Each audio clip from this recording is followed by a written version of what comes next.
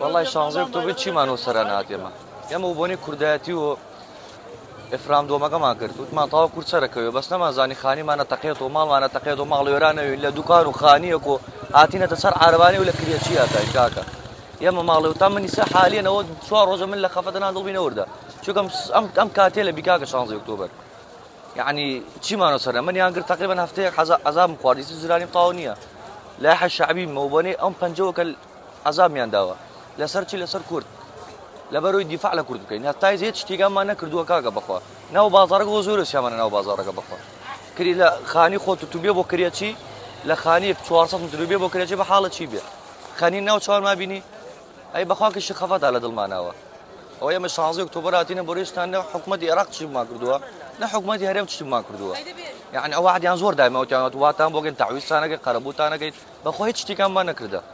خو اجايلي هو سمالو رانا كش خوزقل موبايلك ما يبيني خانه ما نشيل كذا دواكاري ما هو والله قربويك ما مكنوا لا حكومه يرم ولا حكومه كردستان بيه يعني قربويه تشتي بس هو نجات ما بيت اگر خانه ما بود شاكن يما بس مال بارمانيه او تشتمانيه برو خانه شاكن تيداشين يعني بشر تشتي بدال الصفر يعني سمن بارم بيچم خانه كم شاكن كمو بس ناتواني تشتي بدال الصفر برا اوتا للصفر دس ما بيكر ديما ناتواني اي شغله معيشه قرانه ناتواني بروي خاني دوباره شاكن الا ابي قربويك ما بو بيت ناتواني لا ڕووداوەکانی 16 ئۆکتۆبەرەوە بۆ 16 ئۆکتۆبەر ڕوویداوە گەورەترین کارەسات لەو ڕووداوە بەری شاری دۆسخورمات و کەوت خەڵکەکان هەمووی ئاوارە بوون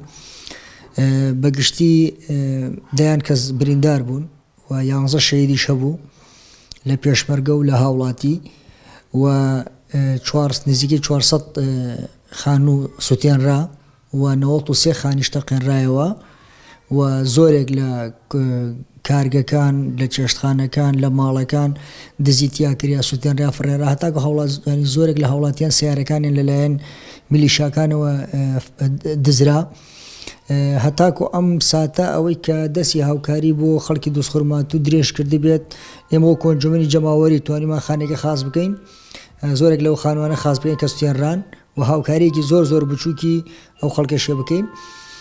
دەرەوەی ئەوە کەمپینی تریش هەبوو هەر لە چوارچەوەی هاوکاری گشتیا بەڵام وەکو حکوومەتی عێراقی وەکو حکوومەتی هەرێم تا گوێساکە بە هیچ شێوەیەک ئەوڕێ نەداوەتەوە لە ئەو کارەساتە و برینەکانی خورمات و بە هیچ شێوەیەک